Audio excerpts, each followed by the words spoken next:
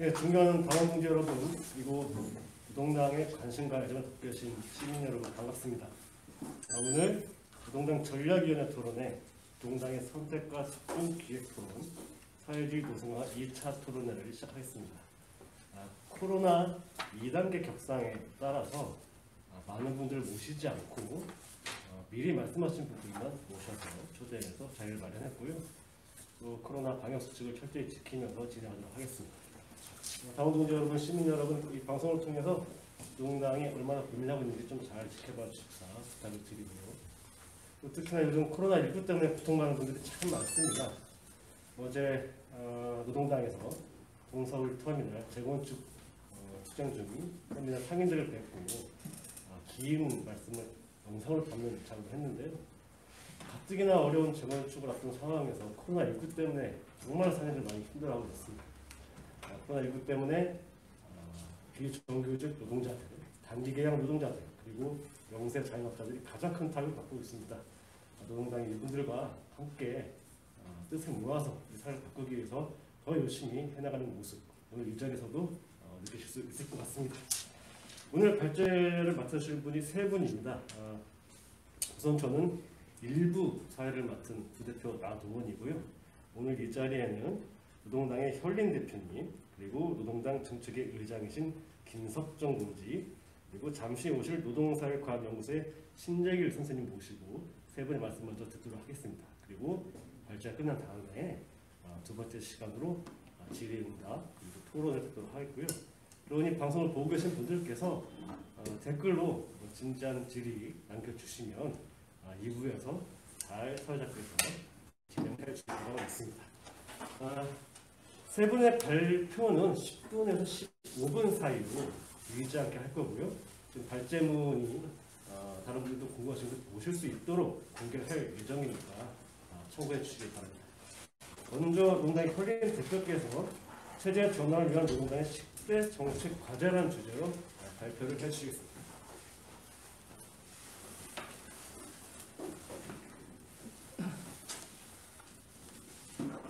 예, 반갑습니다. 혈린입니다. 예, 일단 그 21대 총선 때 15대 우리 핵심 공약을 이미 당에서 제안한 바가 있는데, 오늘 이 자리에서는 이제 이 사회주의 노선을 더 강화한다. 그리고 구체적으로 체제 전환을 목표로 한다라고 하는 이제 새로운 목표 아래에서 그렇다고 한다면 당이 또 집중해야 될 정책 과제가 무엇인가 고민을 했고요.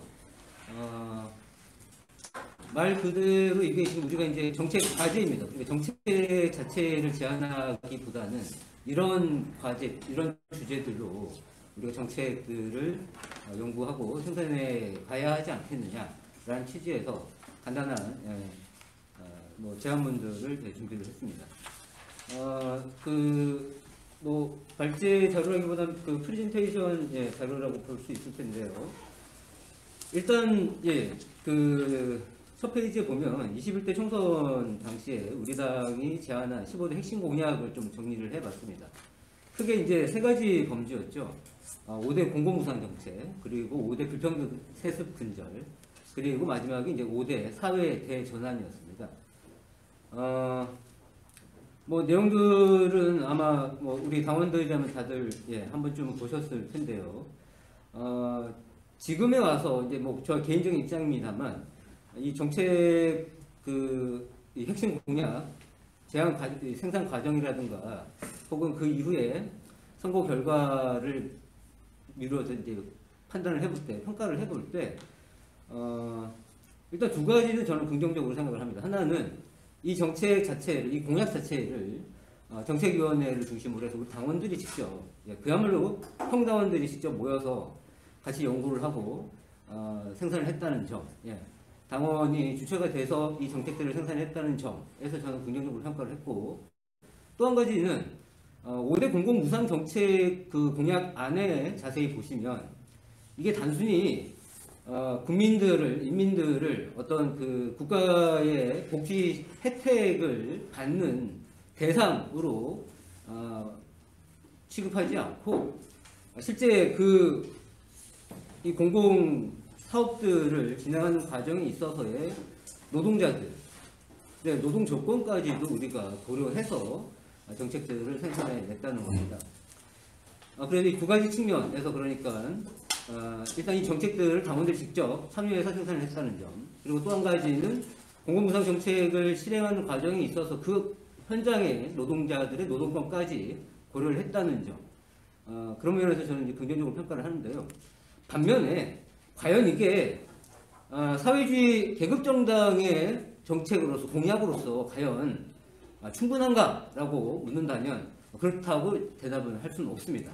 그리고 각 공약별로 얼마나 구체적이었느냐, 과연 지금 현재 이 사회 민중들에게 이게 과연 얼마나 설득력이 있었는가라고 이제 묻는다면 역시 그렇지 못하다고 답변 드리겠습니다. 그리고 마지막으로 이 정책들을 생산을 하긴 했는데 과연 이게 그만큼 인민 대중들에게 널리 전파했느냐, 선전을 우리가 제대로 했느냐라고 하면 역시 그렇지 못합니다. 그래서 이제 그런 장단점들을 고려해서, 그리고 지금 현재는 우리 당이 총선 결과도 결과지만 이후에 당의 노선을 제대로 다시 정립을 하고 거기에 따라서 당의 자원들을 집중 배치하겠다는 맥락 안에서 지금 이런 토론회를 하고 있기 때문에 그 맥락 안에서 새로운 정책의 원칙이라든가 과제들을 수립을 해야 되지 않을까 해서 지금 고민한 결과를 당원들과 공유하려 합니다. 실제 지금 전략위원회의 논의 과정들은 전략위원회에서 물론 어떤 주제로 어떤 방식으로 진행할 것인가 논의는 진행하고 있습니다만 구체적인 이런 발제들은 거의 당원들과 동시에 공유하고 있습니다. 예. 그래서 사실 이제 오늘 이 자리에서 전략위에 참여하고 있는 전략위원들도 사실은 이 자료들을 처음 보신 분도 분명히 계십니다. 당원들과 거의 지금 동시간에 공유되고 있다는 점. 그래서 얼마든지 의견, 아무것도 사실은 정해진 게 없다는 겁니다. 예. 지금 여기가 제가 당원들과 당원들에게 제안 드리는 거고, 당원들 참여를 하시면 되겠습니다. 일단, 정책 생산을 하는 데 있어서, 배경부터 좀 말씀을 드려야겠습니다. 현재 정세를 보시면, 우리 이제 좌파단위에서 다들 동의하시겠습니다만, 현재 코로나를 비미로 해서 경제가 어렵다라고 얘기하고 있습니다만, 이미 지금 한국 사회, 한국 경제뿐만이 아니라 이 세계 경제가 벗어날 수 없는 위기 상태에 접해 들어섰다라고 하는 것은 모두가 지금 알고 있는 사실입니다. 그리고 이건 이를테면 2008년에 그 미국발 금융위기 때처럼 그렇게 단순히 금융 자본들을 어떻게 일시적으로 구경한다든가 구제를 해서 해결할 수 있는 문제가 아니라는 것을 모두가 알고 있습니다. 실물 경제가 지금 타격을 받고 있고, 얼마 전에 뉴스 보니까 한국에서도 지금 이를테면 내년에 수출이 좀 증가할 거라 그러면서 경제 성장률을 3%로 잡았다고 합니다만 소비율은 여전히 마이너스 4%밖에 못 잡고 있습니다. 이게 지금 정부의 발표인데도 그렇습니다. 경제가 회복될 기미가 안 보고 있는 겁니다. 이 정도로 지금 위기 상태에 있는 것이고, 이것은 단순히 일단 4차 산업혁명 이런 식으로 해서 해결할 수 있는 수준의 문제가 아니라는 점. 그런데 그 시점에서 지금 코로나 위기를 맞았고, 그래서 더 타격이 크다는 점입니다. 그래서 지금 우리가 고민해야 하는 것은, 이 정책은 단순히 이를테면은 먼 미래에 이런 것들을 우리가 실현하겠습니다, 우리가 이런 걸 꿈꾸고 있으니 우리를 지지해 주십시오 차원의 정책이 아니라, 지금 현재 이 사회에 이런 투쟁이 필요하다, 이런 목표가 필요하다, 투쟁의 목표가 필요하다는 차원에서 제안을 드리는 겁니다. 자, 그래서 지금 현재 정책의 가치는 두 가지로 크게 말씀드리자면, 전략적 차원에서는 사회주의 체제 전환을 위한 핵심 원칙을 제시하는 데 있습니다. 그리고 사회주의 노동자 계급 정당으로서 노동당의 위상을 정립하는 게 전략적 차원에서 제가 지금 설정하고 있는 것이고요. 그 다음에 전술적 차원에서는 이 정책을 가지고 체제 전환의 필요성과 가능성을 공론화하고, 그리고 이제 좌파 단위를 중심으로 해서 노동자 계급 사이에서의 합의를 이끌어낸다라고 하는 것, 그리고 그런 합의 과정에서 사회주의자 조직과 체제 전환을 위한 사상적 투쟁의 무기를 갖춘다라는 차원에서 지금 정책 생산에 의의를 저는 찾고 있습니다. 그래서 정책의 원칙이 구체적으로 뭐냐라고 하게 되면 이건 조금 뭐 아시는 분들에게는 좀 싱거울 수 있겠습니다만 두 가지 커다란 원칙, 생산수단의 사회화 그리고 노동자 민주주의의 실현입니다. 이건 사실 모든 사회주의자들이 합의할 수 있는 부분입니다. 이를테면 생산수단을 국유화한다고 해서 사회주의가 실현되어 있는 것이 아니라는 점, 과거에 사회주의 실험을 실패한다는 점 우리 모두 알고 있습니다. 그래서 뭐가 필요하다? 노동자 민주주의 실현이 필요하다는 거 우리가 모두 알고 있습니다. 그래서 두 가지를 그 오류, 과거의 오류를 반복하지 않기 위해서는 두 가지 기조를 가지고 정책 생산을 해야 됩니다. 그게 실현 가능하도록 정책을 생산해야 됩니다.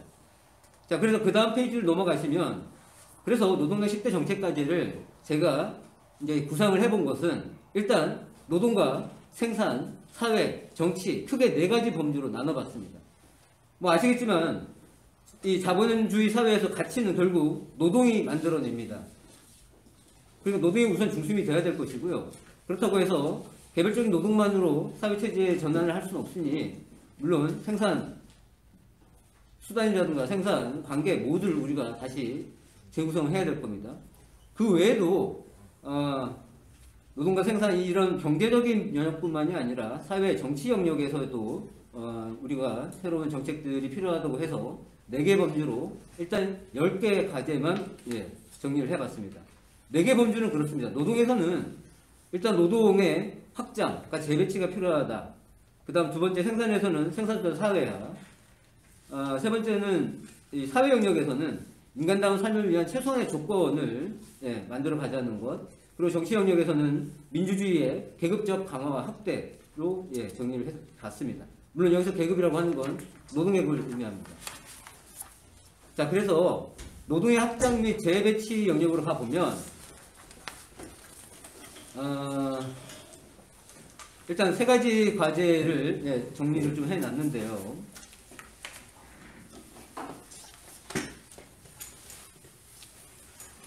현재 지금 예컨대 이제 한국 사회만 한정해서 볼 때 한국의 총 노동이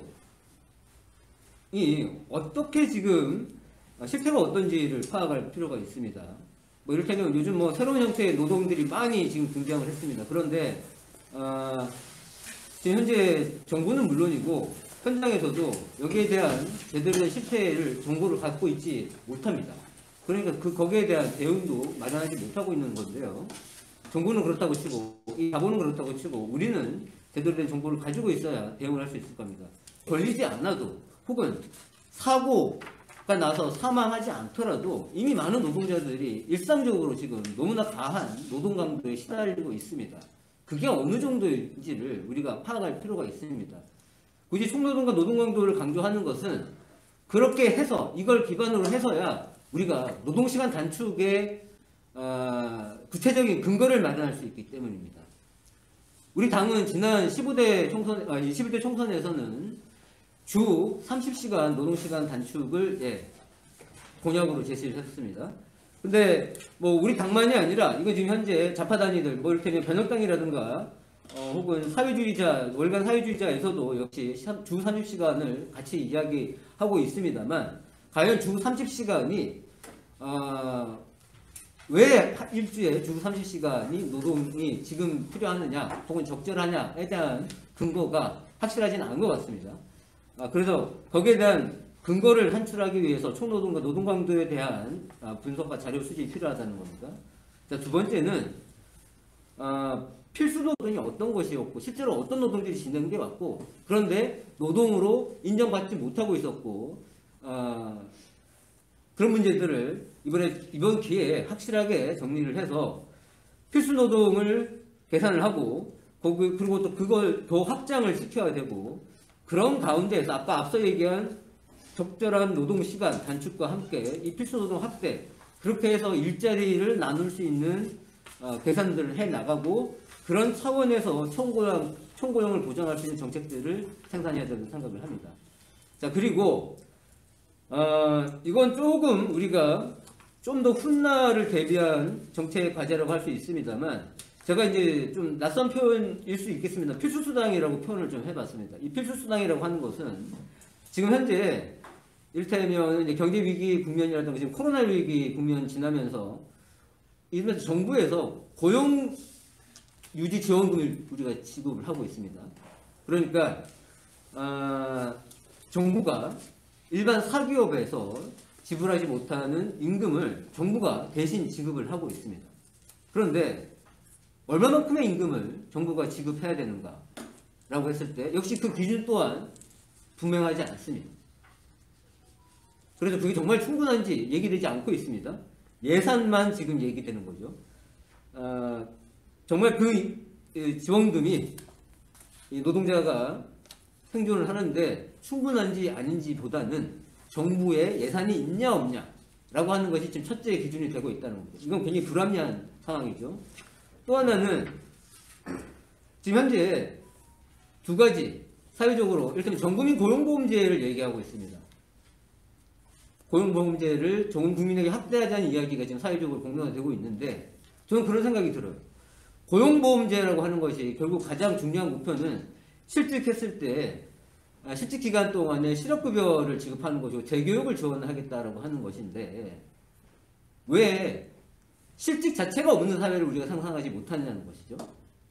그리고 동시에 기본소득 이야기를 하고 있는데 기본소득 이전에 소득이라고 하는 것이 필요 없는 상태의 사회를 왜 우리가 생각하지 못하느냐는 것이죠. 그러니까 인간이 가장 최대한의 능력을 발휘할 수 있는 적절한 노동 시간과 노동 환경 속에서 노동할 수 있도록 하고 그러면서도 자기의 생계와 혹은 자기의 자아 실현을 위해서 필요한 어떤 경제적인 재화를 충분히 국가와 사회가 보장해 줄 수 있어야 된다는 맥락에서 필수 노동 혹은 최소 노동 시간에 준하는 수당을 필수 수당이라고 저는 이름을 지어봤고요. 그리고 거기에 플러스 혹시 뭐 이를테면 뭐 약간 일종의 초과 노동에 대한 혹은 사회적인 정치적인 어떤 기여에 대한 거기에 대한 부가적인 보상으로서 초과 수당을 지금 얘기를 하고 있습니다. 자, 두 번째는 생산수단의 사회입니다. 뭐 이거는 이 부분은 사실 많은 분들이 이미 인지하고 있는 부분이라 간단하게 넘어가도록 하겠습니다. 일단 기간산업 사야를 해야 되고 또 기간산업을 더 확장할 필요가 있겠죠.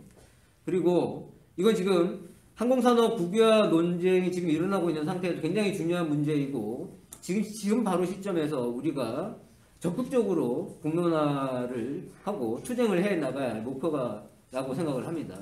그리고 이제 농업이나 에너지, 물론 탈핵을 포함해서 재생산업의 재구성 및 사회화 필요하고요. 그리고 이건 역시 중앙 및 지역 차원에서의 논의까지도 고려를 해야 됩니다.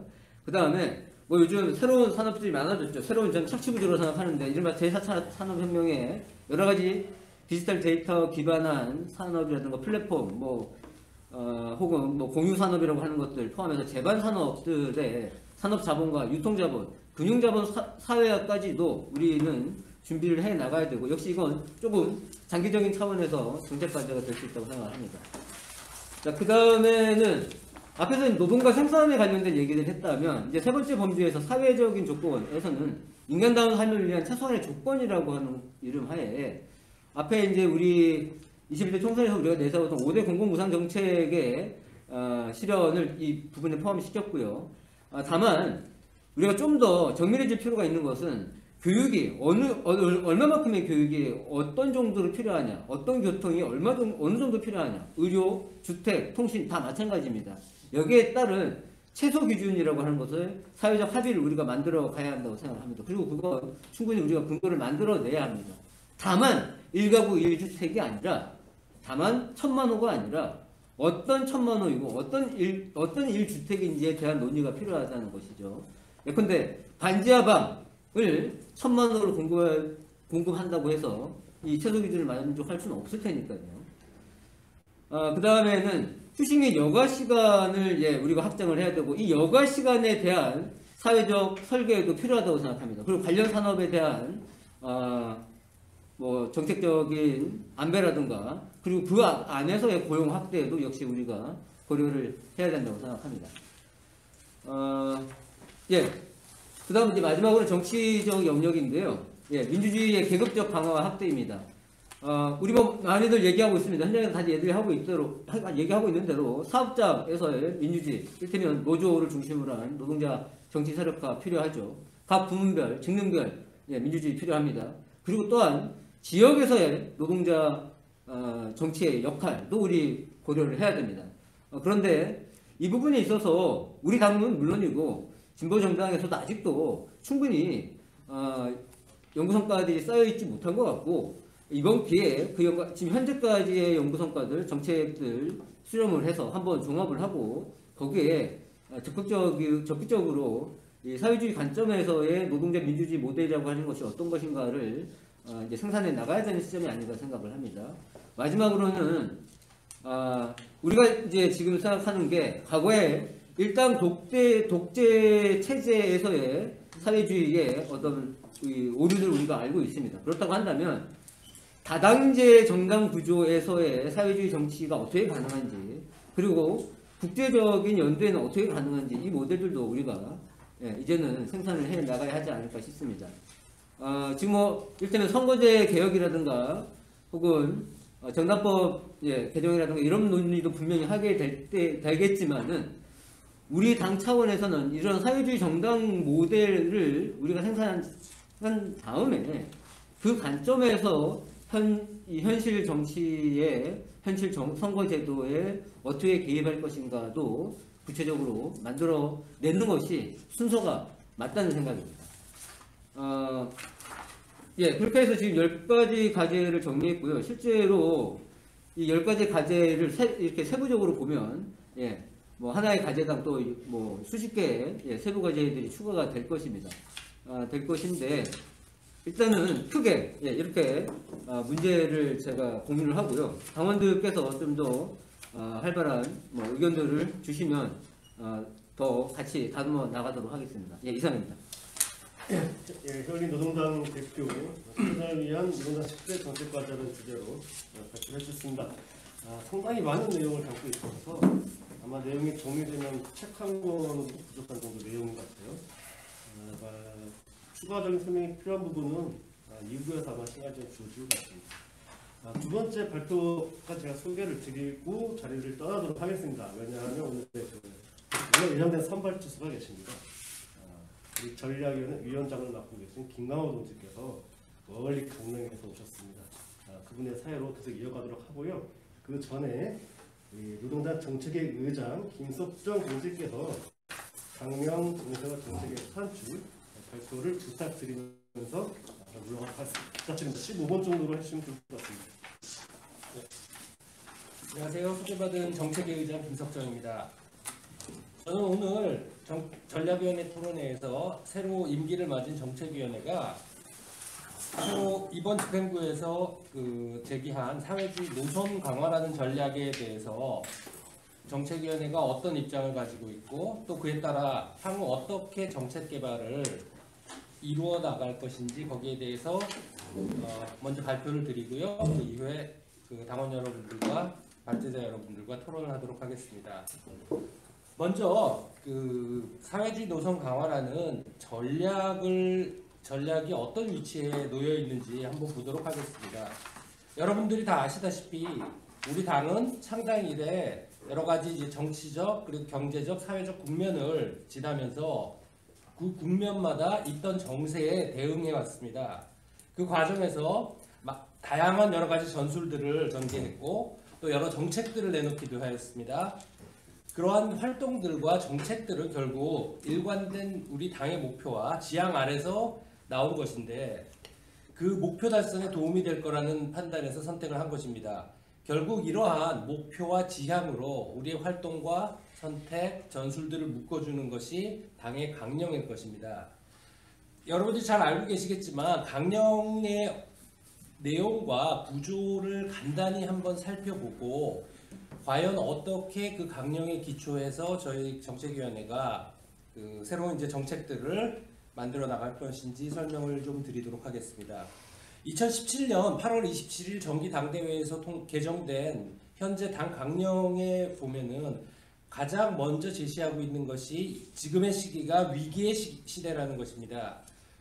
그리고 이런 위기의 시대는 격화된 사회적 투쟁의 시대이면서 그 여러 방면에서, 그러니까 구체적으로 제시하기는 자본주의 세계 경제, 민주주의, 전쟁, 지구 생태계의 측면에서 주요한 위기를 보여주고 있고, 그러한 징후에서 결국 우리 당의 역할은 자본주의 시대의 위기를 넘어설 사회적 생태적 대전환을 이루는 것이라고 얘기를 하고 있습니다. 그래서 그 4개의 주요한 문제에 대해서, 예를 들어 자본주의 세계 경제의 위기는 불평등의 해소로, 민주주의 문제는 삶의 모든 영역에서 민주주의를 이루어내는 것으로, 전쟁에 대해서는 한반도와 동북아의 항구적 평화체제, 지구 생태계에 대해 핵발전 종식과 생태적 전환을 통해서 이러한 위기의 시대를 극복하는 새로운 사회적 생태적 대전환을 이루겠다고 표현하고 있습니다. 또 하나, 이러한 위기를 생태적 대전환을 이루어내는 데 있어서 사회주의를 현실 속에서 이념으로서 우리가 실현할 수 있는 이념으로 구현하려 하고 있는데, 우리 당 강령에서 말하고 있는 사회주의는 결국 생태주의와 여성주의, 평화주의, 그리고 소수자 운동과 결합된, 그냥 연대하는이 아니라 그것과 결합된 사회주의입니다. 그래서 각각의 영역에 대해서 대표적으로 이제 해결 방안들을 문제에 대해서 제시를 하고 있습니다. 여기 카피가 잘못됐네요. 자, 그래서 그러한 문제들과 생태주의, 여성주의, 평화주의, 그리고 소수자 운동을 결합한 현실 속에서 구현 가능한 이념으로서의 사회주의를 기초로 해서 평등, 생태, 평화, 연대의 가치를 정책과 실천 속에서 구체화하는 것이 우리 당의 활동의 일환입니다.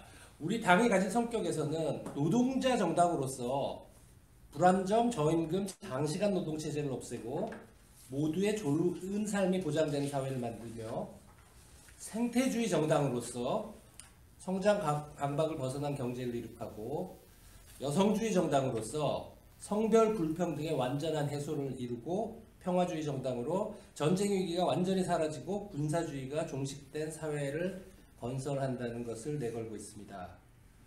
그러면 이러한 우리 당을 이루면서 이러한 활동을 해낼 수 있는 주체들은 누구인가?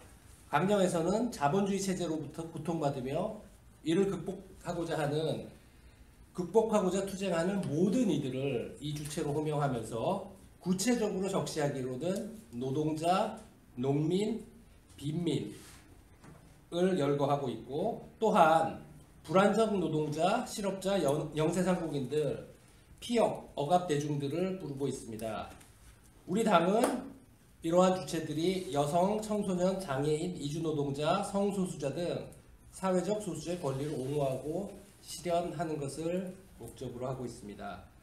결국 아주 커다란 주요한 지향으로서 내놓은 것은, 조금 전에 현린 대표 발제에서도 나왔지만, 주요한 생산수단, 사회 인프라, 지식과 정보, 자원, 토지와 자연환경 등에 대한 다양한 방식의 사회적 소유를 이룩하고, 사회 구성원 모두의 자주적 결정과 협력이 실현되는 사회적 운영을 이루는 것을 목적으로 하고 있습니다. 이러한 새로운 사회는 또한 실질적 민주주의, 확장된 민주주의에 기초할 것이고, 이러한 목표를 향해 나가는 과정에서도 민주주의는 우리의 당적 실천에 살아있는 원칙임을 밝히고 있습니다.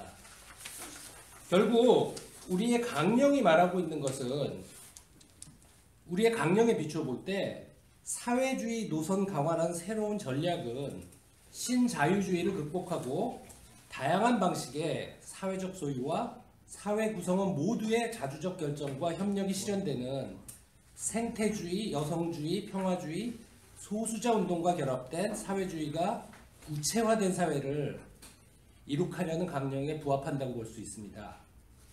다만 이후 토론 진행 과정에서도 나오겠지만, 노선 강화라는 것이 지금까지 살펴본 강령에 나와 있는 그러한 적시한 목표들을 더 빠르게 이루자는 것인지, 그게 아니면 우리가 이루려는 새로운 사회로 가는 과정에서 나타나는 과도적인 요구들이 있습니다. 또는 과도적인 전술과 정책들이 있을 텐데, 그것이 이전에 우리가 요구하던, 예를 들면 이번 총선에서 요구했던 수준보다 더 높은 것인지를 지칭하는 것이 조금은 불명확합니다.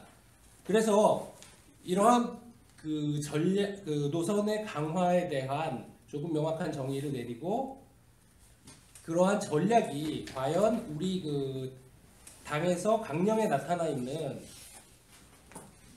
몇몇 영역들, 지금 생태, 여성 뭐 그런 영역들이 있었죠.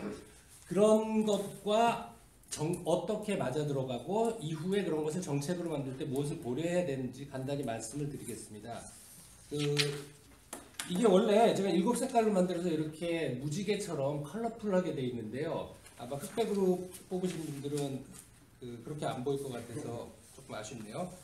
자, 이 테이블은 그 토론을 위해서 개념적으로 만든 것이고, 기본적으로 오른쪽 끝은 그 하나하나 영역의 100%를 하고 있습니다. 이것이 뭘 나타내냐면 오늘 우리가 맞닥뜨린 문제의 크기라고 생각하시면 됩니다. 그게 역사적으로 어떻게 변화해 왔고, 또 어떠한 단초에서 이러한 변화가 생겼고, 그 기원은 어떻게 되는지, 제가 뭐 문명사과가 아니기 때문에 이것을 아주 정밀하게 하나하나 논증하지는 않겠지만, 기본적으로 우리가 앞으로 정책을 세울 때 참고할 수 있을 것 같아서 먼저 소개를 드리려고 합니다. 여기에 나타나 있는 영역은 보시듯이 생산 양식, 이주, 장애, 생태, 평화, 성소수자, 여성인데요. 이걸 무지개라는 게 원래는 스펙트럼입니다. 연속돼 있고 단절돼 있지 않지만, 여기서는 이제 편의상 그것이 이제 단절돼 있는 걸로 나타났지만, 이 표를 보실 때 여러분들은 이것이 중첩돼 있고 또한 연속돼 있다는 것을 잊지 않아 주셨으면 좋겠습니다. 여기서 이제 몇 가지 제가 강조를 하고 싶은 거는, 처음에 그 국가의 탄생이라는 기원전 4000년, 3000년경에 근동에서, 그러니까 지금 이제 저희가 중동이라고 부르는 데죠. 오리엔트에서 처음으로 생겼다고 우리가 이해하고 있는 국가의 탄생입니다. 그 국가의 탄생이란 것이 사실은 우리가 이해하고 있는 사적 유물론에서 원시공산 사회가 끝나고 생산 양식 방면에서 착취가 나오기 시작한 때이죠. 그래서 이제 국가의 발생과 함께 노예제가 조금씩 생겨나고, 물론 지구상에서 불균등하게 생겨났고요. 그것이 어느 순간에 봉건제로 나아가지만, 아래 하얀 영역에서 보시듯이 결국은 지구적으로 봉건제가 뒤덮인 건 아니고, 그것도 지역마다 차별이 있을 겁니다. 그러다가 1700년대를 지나는 어느 순간 자본주의가 등장하면서 갑자기 그것이 전 지구적으로, 영역적으로 봐서 전 지구를 뒤덮고 지구적 자본주의를 이룩하게 되죠. 그래서 오늘에 보시면 전체가 다 빨갛습니다. 이주의 문제를 보시면, 공산사회에서 수렵 채집하던 때는 이주의 문제가 없었겠죠. 모두가 다 움직이면서 살았을 테니까요. 국가의 탄생 이전에 농경과 더불어서 이제 정착을 하게 되고, 국가라는 영역이 생기면서 아마 조금씩 이주의 문제가 나왔을 텐데, 이주의 문제가 크게 등장한 것은 결국 그 대서양 교역, 16세기에 아프리카에서부터 신대륙을 향하는 노예 무역이죠. 참 무역이라고 하기 비참하지만 그곳을 화살표로 표시를 해놨습니다. 그리고 자본주의가 등장한 이래 그것은 점점 빨라지고, 대량으로 한 국가 내에서도 지역에서 공업지대로, 농촌에서 공업지대로의 이동이 있을 것입니다. 그런 이제 이주의 문제가 생겼을 것이고요. 아마 장애라는 문제는 정확하지는 않지만, 국가가 탄생하며 착취에 도움이 될 수 없는 존재가 됐을 때부터 존재를 했을 텐데, 아마 문화적으로 그것은 영역마다 조금씩 다를 것입니다. 그렇지만 장애의 문제가 존재했었고, 생태의 문제는 국지적으로 문제가 있었던 곳이 있었겠지만, 결과적으로 그것이 가속화되게 된 거는 자본주의 등장과 함께 가속화돼서 지금 오늘날에 이르게 되었습니다. 평화와 같은 문제는 지속적으로 크고 작은 전쟁들이 있었겠지만 결국은 제국주의의 등장과 함께 제국주의 쟁탈전으로 지구적인 전쟁, 그리고 최근에는 강대국들의 그 1대1 전면전은 없지만 국제전으로 세계적으로 퍼져나가고 있는 문제들이 있을 겁니다. 성소수자 문제는 조금 달라서 문화마다 때로는 지금 얘기하는 어떤 동성애 사랑을 예찬하던 시대도 있었고, 그것이 아주 최근에 발생한 경우도 있었고, 그래서 어떠한 시대에 어떤 문제가 있었다고 정확히 할 수가 없어서 그냥 회색과 하얀색과 파란색을 그려놨습니다. 하지만 오늘 이곳에서 우리는 그것이 분명히 소수의 문제가 존재함을 알고 있습니다. 여성의 문제는 아마 지난 100년간 최악의 상황에서 조금씩 개선되고 있다고 볼 수도 있을 것입니다. 보는 각도에 따라서 한국뿐만이 아니라 세계적으로 개선되는 면이 있었고, 아마 자본주의 시작 이래 어떤 순간에 가장 더 나빴던 순간이 있지 않을까, 그렇게 생각을 하는데요. 일단 이거를 이렇게 놓고 보시면 제가 말씀드리고 싶은 거는 조금 다른 관점인데요. 한 분의 LGBT 이주 여성 노동자를 가정을 해봅시다. 맨 위에 있는 생산 양식에서 우리가 생산수단의 사회화를 이루던 어떤 공황이 와서 자본주의 체제가 스스로 무너지던, 생산 양식 방면에서 사회주의가 등장한다고 LGBT 전혀 다른 기원을 가지고 있고 다른 억압과 차별의 기제를 가지고 있는 문제가 풀리겠습니까? 결국은 우리가 그 오른쪽에 인간이 해방된 사회를 부르는 이름으로서 사회주의를 이야기한다면, 여기에 나와 있는 생산 양식 이외 6가지 과제뿐만이 아니라 우리 인류의 우리 동료들이 맞닥뜨리고 있는 많은 문제들을 동시적으로 함께 해결해 나가야 할 것입니다. 아까 말씀드렸던 우리 당이 말하고 있는 사회주의는 여성주의와 생태주의, 평화주의, 그리고 소수자 운동과 결합한 사회주의입니다. 그래서 우리가 정책을 생각을 할 때 물론 주요하게 자본주의의 모순이 극복되지 않으면 결국 다른 모순들이 헤어날 방법은 전혀 없어 보입니다. 여러분들이 보셨듯이 여성 문제에서 약간의 개선이 있고, 선진국에서 성소수자 문제에 대해서 약간의 개선이 있기도 하고, 장애 문제에 대해서 개선이 있긴 하지만 절대로 이윤을 위한 생산을 지속하는 자본주의에서 이러한 문제들이 해결될 수는 없습니다. 그러면 우리 노동자들이 어떠한 그 역사적 사명을 지고 있느냐? 결국은 노동자 계급이 아까 말씀드렸던 LGBT 여성 이주 노동자도 한 사람의 노동자로서, 그리고 다른 여러 가지 영역에서 차별을 담지하고 있는 당사자로서 동시적으로 문제를 풀어나가야지, 만약 어떠한 하나 둘 영역에서 개선이나 성취가 다른 영역에서의 또는 전면적인 해방에 우리를 데리고 갈 수 없다는 것을 늘 염두에 두고 정책을 다루도록 하겠습니다. 여기서 마지막으로 하나 말씀드릴 것은 이제 정세의 문제인데요. 정세의 문제에 대해서 지금 현 정세를 자세히 다루고 하지는 않겠습니다. 제가 방금 전에 새로운 사회는 전면적이고 동시적인 전환 이후일 것이고, 우리가 부르는 사회주의는 아마 그 이름일 것이라고 했고요. 그것이 일순간에 오던 어떠한 지속되는 기간을 지나서 오던, 거기에 다다르는 길은 우리 당이 창당 이래 지나왔던 길하고 비슷할 것입니다. 여러 가지 변화하는 국면, 정세, 그 과정에서 동시적으로 모든 영역에서 같은 성취를 할 수는 없을 것이고요. 그 각 국면에서 우리 당과 또한 그 당과 당 안에 그리고 당 밖에서 다 같이 함께 토론하고 엄밀하게 비판해서 그리고 민주적인 토론을 거쳐서 지금 우리가 맞닥뜨리고 있는 정세를 정확히 판단을 내리고 그것에 가장 적합한 그리고 가장 유효한 영역에서 한 발 한 발 앞으로 나가야 될 겁니다. 이러한 기초에서 정책위원회는 당의 여러 가지 기구와 함께 노력할 것이고 그에 따른 정책 개발에도 열심히 노력하도록 하겠습니다. 감사합니다. 네, 김석정 정책위원장님의 발제 잘 들었고요. 바로 신재길 전략위원님의 발제들도 듣는 시간을 갖도록 하겠습니다. 예, 안녕하십니까. 제가 좀 늦어서 죄송하고요. 일을 끝내고 바로 왔는데 아니 끝내지 못하고 왔습니다. 그럼 바로 시작하겠습니다.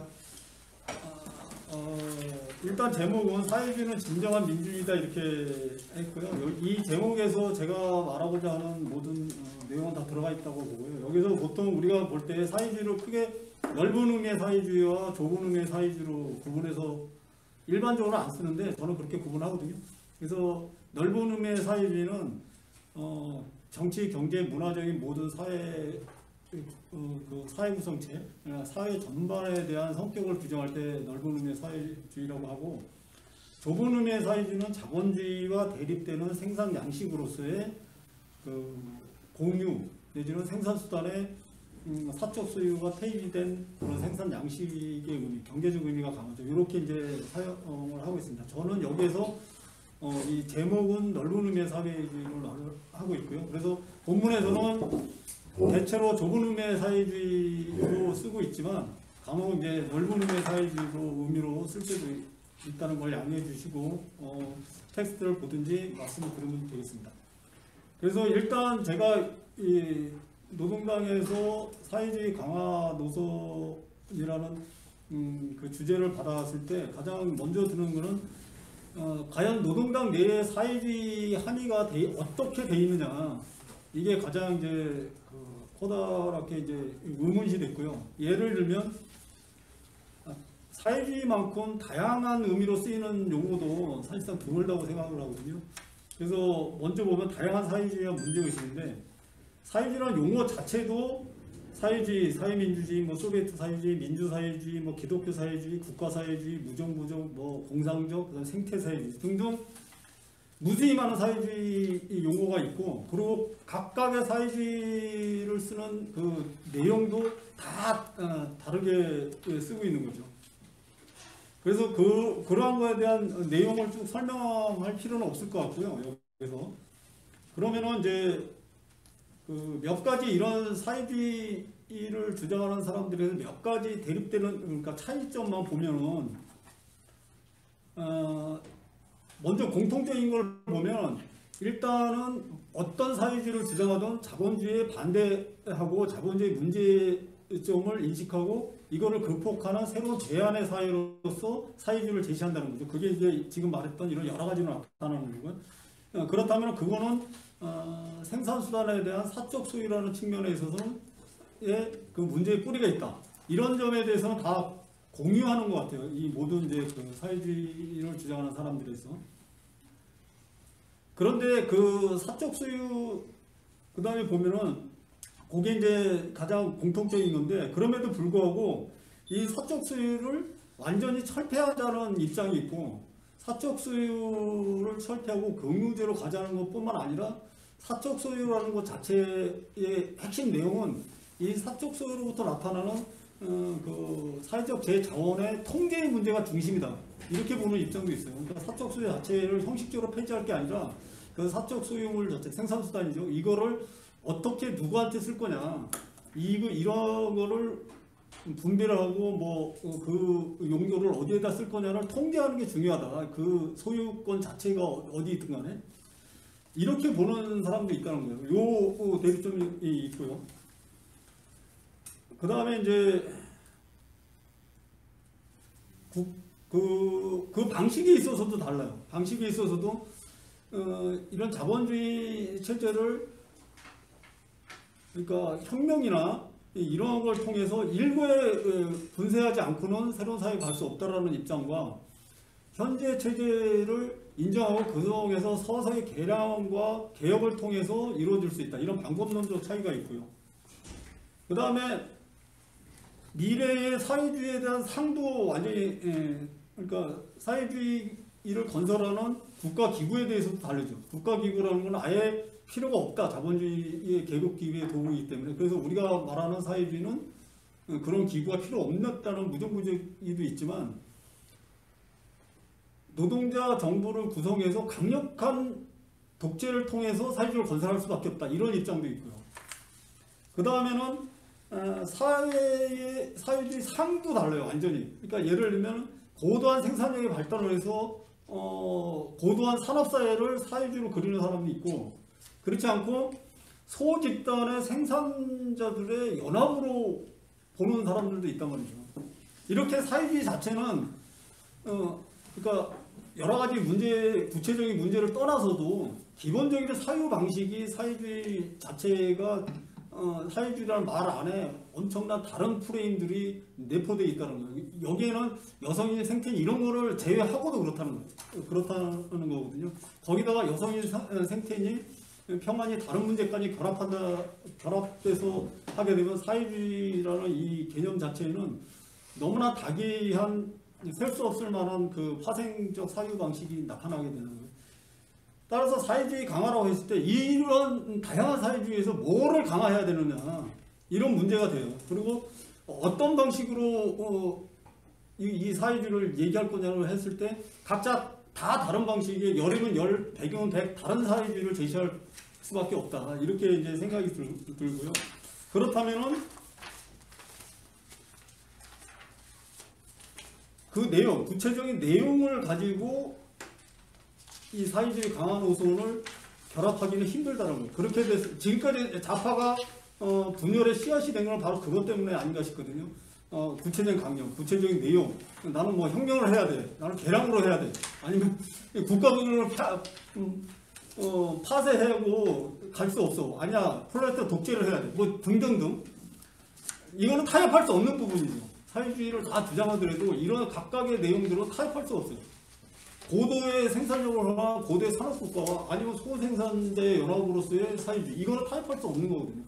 이런 모든 사고방식이 한 사회주의 내에 들어가 있다면 그래서 갈라지고 분열을 내고 하는 건데 이걸 통합할 수 있는 건 없느냐. 그렇다면 내용을 가지고 할 수는 없다는 거예요. 왜냐하면 이러한 것들은 현실의 문제가 아니고 이상이거든요. 이상. 현실이 아닌 이상을 가지고 현실의 문제를 재단하는 거예요. 만약에 나의 사회주의 이상은 이렇고 나의 사회주의 이상은 이런데 이렇게 갖지 못해. 이 이상자는. 현실의 문제로 갖지 못하는 게 아니라 사실은 자기가 머릿속에 그린 이상 때문에 못하는 거죠. 그러면 같이 할 수 있는 방법은 뭐냐? 저는 그걸 민주주의라고 보거든요. 그러니까 우리가 노동자 운동의 두 축이 있는데 이런 생산수단에 대한 그 사회주의 운동과 그 다음에 참여권 확대 운동이 동시에 진행되는 거죠. 생산수단에 대한 통제를 위해서도 동요라는 거는 다수가 생산수단을 통제한다는 소유하고 통제한다는 의미인과 동시에 민주주의라는 거는 다수가 소수를 지배 통제한다는 의미거든요. 이거는 공통성이 가지고 있는 거죠. 그러니까 다수가 소수를 지배하고 다수가 생산물을 소유 통제한다는 그런 의미에서 민주주의의 완전한 실현은 사회주의로 가는 그 지름길이다 이렇게 생각을 하고 있고요. 그리고 실질적으로도 민주주의 운동은 노동자 운동에 의해서 촉발되고 발전하고 확장되어 왔던 거죠. 역사적 사례, 실제적 사례도 그렇고요. 그래서 보면은 그렇다면 이러한 사회주의 운동의 강화라는 것은 결국 민주주의 내용에 민주주의 그러니까 같이 생활할 수 있는 민주주의를 강화하는 방식으로 사고를 한다면 각이한 내용의 차이에도 불구하고 같이 할 수 있고 사회주의 운동을 발전시킬 수 있고 사회주의 노선을 강화할 수 있다. 이런 의미에서 민주주의를 강화하는 것이 그 사회주의 강화 노선의 핵심이다. 이렇게 이제 저는 생각하는 거예요. 그러면은 여기는 좀 이제 요거를 좀 읽어보면서 할게요. 그 어디냐면은 사회주의와 민주주의에서 두 번째 패러그래프부터는 잠깐만 보면, 그러면 이제 사회주의는 대충 아실 거예요. 그러니까 이거는 생산수단에 대한 사적수를 폐지하고 공유하는 거라는 이미지를 다 알고 있는데, 그럼 민주주의라는 뭐냐는 거에 대해서는 사실상 모두가 민주주의라는 말을 쓰지만 민주주의에 대한 또 사회주의만큼 각이한 견해가 있지만은 그럼에도 불구하고 다수가 소수를 지배하는 국가 형태라는 부분 내지는 제도 내지는 방식이라는 부분에 대해서는 대체로 동의하는 수준의 누가 있고, 이거는 내용적, 다시 말하면 내용적 같다. 자기 어떤 계급이나 계층이나 개인의 이익에 대립되는 측면이 아니기 때문에 이 다수를 지배하는 거, 그러니까 소수가 지배하고 있는 지배 집단 아니고는 다 동의할 수 있는 내용이라는 거죠. 민주주의라는 거죠. 그런 의미에서 민주주의가 사회주의의 핵심적 내용일 수 있고, 그러면 이제 그 다음에는 어떤 문제가 되냐면 이런 이제 여기서 이제 작은 사회주의와 민주주의의 관계가 형성되는 문제가 되는 거거든요. 그럴 때 민주주의를 다수가 소수를 지배하는 국가 형태 내지는 제도 내지는 방식이라고 할 때 이거는 무엇을 말하냐면 사실상 특정 계급이, 그러니까 다수가 되는 계급이 소수의 계급을 지배하는 거고, 이거를 내지는 다수의 사람들이 소수의 사람들을 지배하는 거거든요. 이때 지배의 의미는 뭐냐면 그 사람을 역할과 지위를 규정해 주는 거죠. 다시 말하면 이거는 그러면 사회주의는 뭐냐? 사회주의를 좁은 의미의 사회주의는 뭐냐면 사람이 내지는 노동자가 생산물, 생산수단이나 생산물을 지배하고 통제하는 거죠. 소유하고. 그런데 민주주의는 그 사람, 그 계급을 지배하고 통제하는 시스템이 이거예요. 그런 의미에서 볼 때 민주주의가 훨씬 더 포괄적인 개념일 수 있다. 사회주의보다. 이게 이제 제가 이제 생각하는 민주주의와 사회주의의 관계고, 따라서 민주주의로 하면 갈등 없이 훨씬 더 단결의 그 사유를 가져갈 수 있다 이런 거고. 그 다음에 미래의 사회주의에 대한 상도 완전히 그러니까 사회주의를 건설하는 국가기구에 대해서도 다르죠. 국가기구라는 건 아예 필요가 없다. 자본주의의 계급기구의 도구이기 때문에. 그래서 우리가 말하는 사회주의는 그런 기구가 필요 없다는 무정부주의도 있지만, 노동자 정부를 구성해서 강력한 독재를 통해서 사회주의를 건설할 수밖에 없다. 이런 입장도 있고요. 그 다음에는 사회주의 상도 달라요. 완전히. 그러니까 예를 들면 고도한 생산력의 발달을 해서 고도한 산업사회를 사회주의로 그리는 사람이 있고, 그렇지 않고 소집단의 생산자들의 연합으로 보는 사람들도 있단 말이죠. 이렇게 사회주의 자체는 그러니까 여러 가지 구체적인 문제를 떠나서도 기본적인 사유 방식이 사회주의 자체가 사회주의라는 말 안에 엄청난 다른 프레임들이 내포되어 있다는 거예요. 여기에는 여성인 생태인 이런 거를 제외하고도 그렇다는 거거든요. 거기다가 여성인 생태인이 평안이 다른 문제까지 결합돼서 하게 되면 사회주의라는 이 개념 자체에는 너무나 다기한 셀 수 없을 만한 그 파생적 사유 방식이 나타나게 되는 거예요.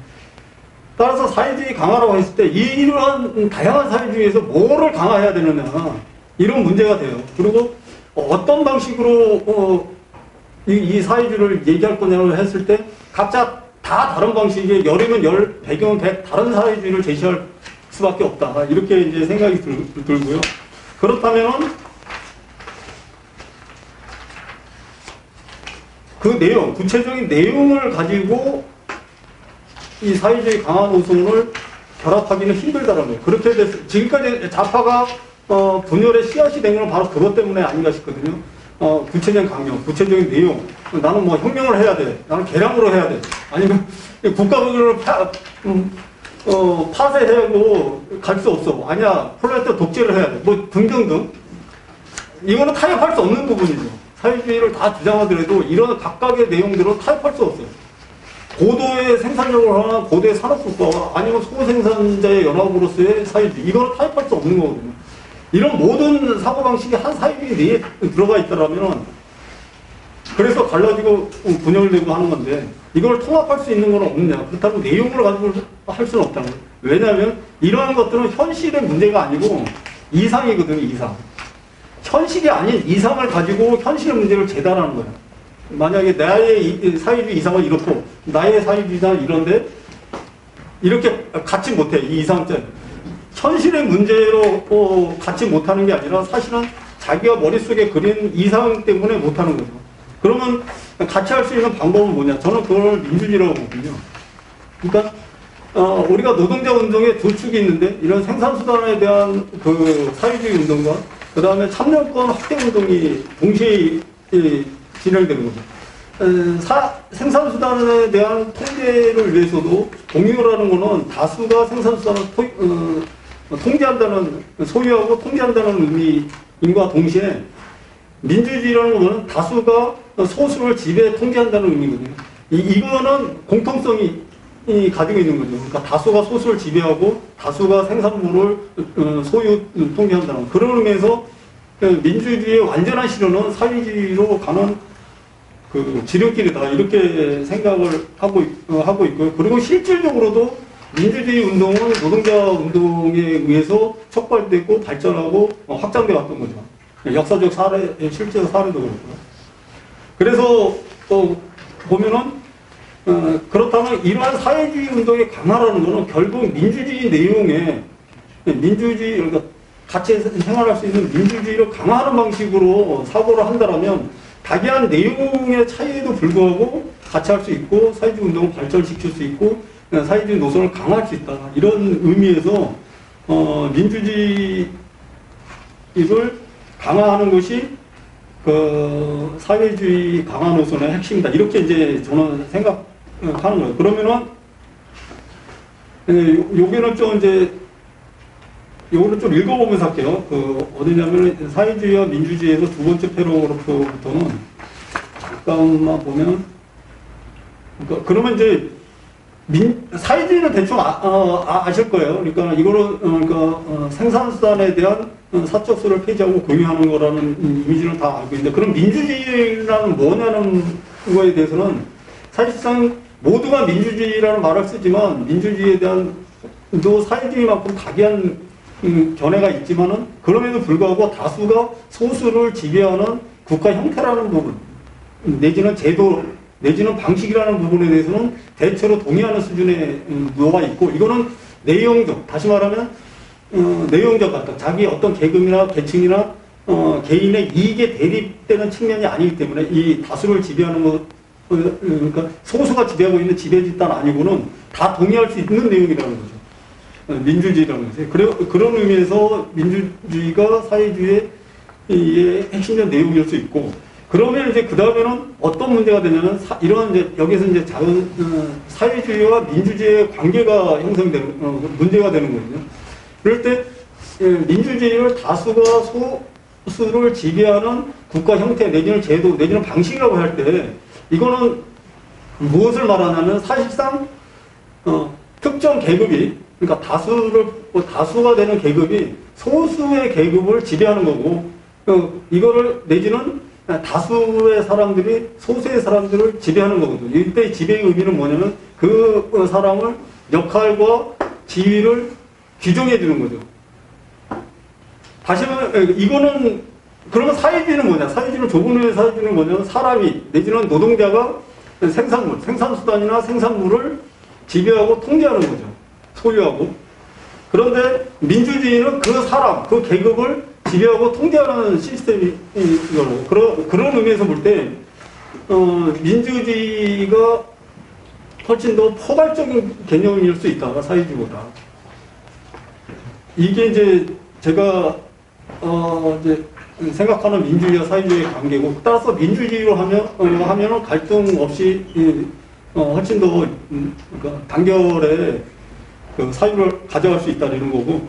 그러면 이제 민주주의 제도에는 현실의 민주주의는 어떻게 되어 있는가 이런 거거든요. 근데 한국의 현실은 다수제 민주주의죠. 민주제도를 보니까 다수제 민주주의는 뭐냐면 소선구주에 기초한 민주제인 거예요. 그래서 소선구제이기 때문에 이때 다수라는 건 상대적 다수죠. 그러니까 3명이 후보가 나와서 35%에 당선되더라도 전체 100%를 대표하는 거예요. 따라서 상대적 소수이기 때문에 30%만 가지고 전체를 대표하는 제도가 현재 한국의 그 다수제 민주주의. 이때 다수라는 거는 승자 독식의 다수죠. 그래서 이거는 사실상 전 세계적으로 봤을 때도 몇몇 나라가 없어요. 그러니까 영국, 뭐 미국, 그 연령과 국가에 있는 뭐 호주나 뉴질랜드, 캐나다 정도 OECD 국가 내에서는. 그리고 이상하게 한국이 이제 OECD 국가 내에서는 이런 다수의 민주주의를 취하고 있죠. 이런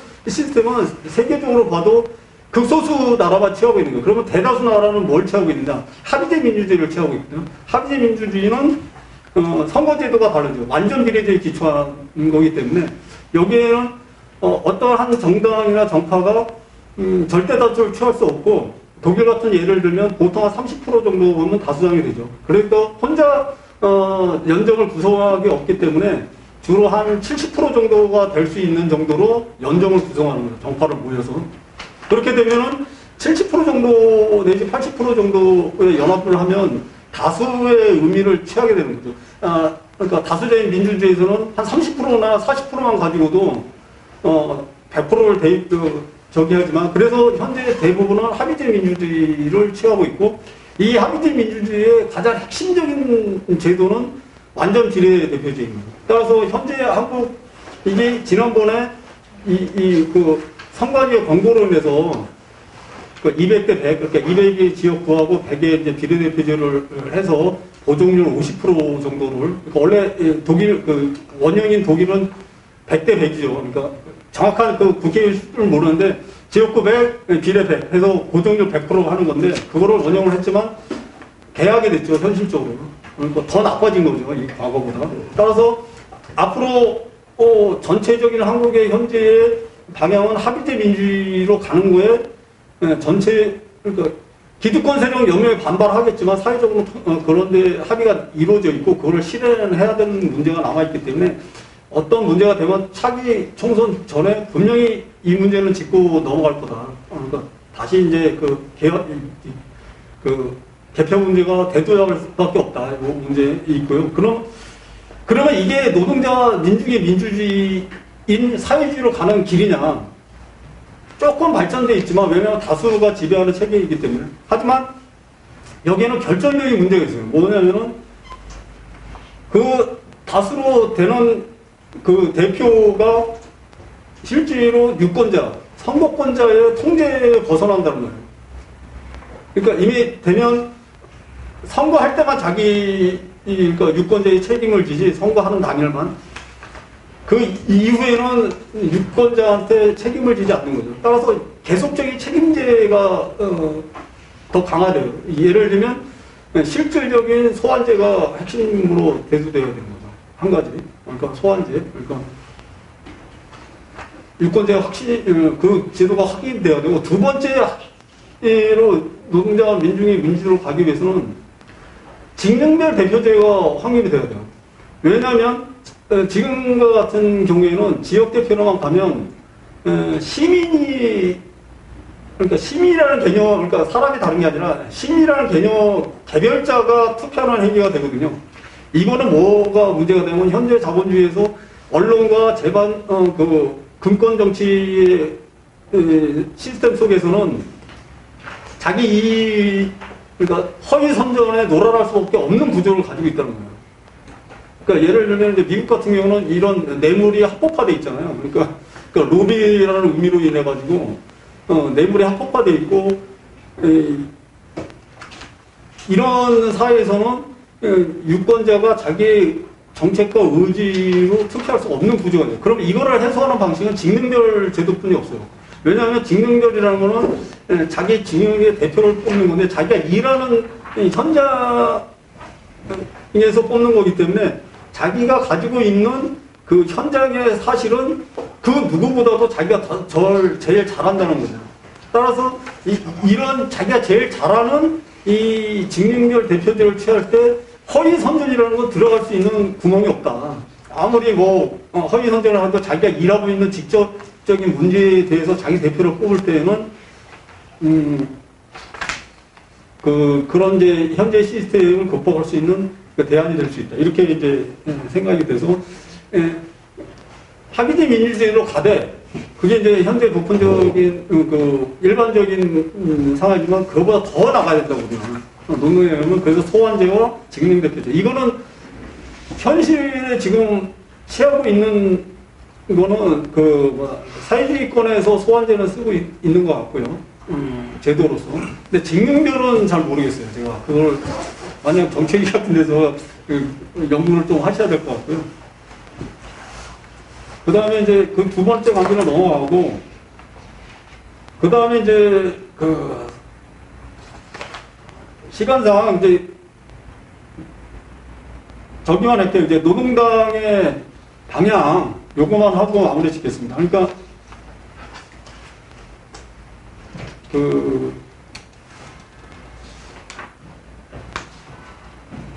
현재 그래서 이제 결론적으로는 사회주의 강한 노선은 민주주의 강한 노선이어야 되고 이 민주주의 강한 노선은 결국에 제도적으로는 소환제와 직능대표제일 거고 그 다음에 내용적으로는 뭐냐면 계급정당이 돼야 됩니다. 계급정당. 노동당이 계급정당이 돼야 그러니까 뭉뚱그려서 이념정당이 아니라 어떤 특정한 계급의 이익을 대표하는 정당이 돼요. 근데 그때마다 상황에 따라서 그 이념은 바뀔 수가 있어요. 내가 그러니까 예를 들면 가장 역사가 깊은 영국 노동당만 봐더라도 한때는 아주 급진 좌파로 갔다가 한때는 거의 보수하고 그 내용이 차이가 안 나는 형태로 왔다 갔다 하거든요. 그럼에도 불구하고 그 노조에 기반한 그 정치 그 계급 기반은 변하지가 않아요.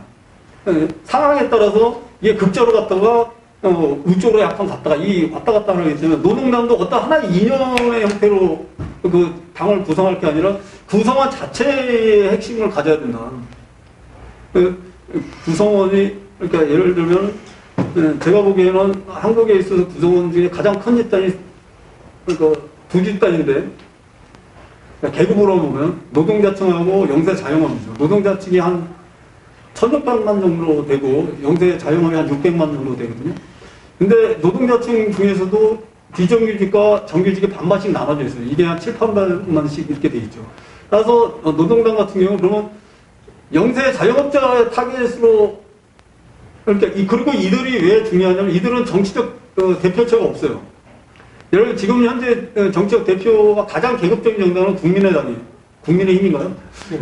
국민의힘은 가장 계급적인 정당이기 때문에 이 정당은 사실상 웬만해서는 몰락하거나 없어지지 않을 거예요. 자기 계급적 기반이 분명하기 때문에. 근데 민주당은 자기 계급적 기반을 왔다 갔다 해요. 사실은 재벌의 약간 좌파 쪽하고 중소상인 상층을 대표하지만 서민층도 대표한다고 막 이렇게 할 때 이 민주당 자체는 오래가기 힘들 것 같고 앞으로 계급적 자기 대표성이 강화되면 제가 보는 거는 앞으로 계급적 대표성이 강화되는 방식으로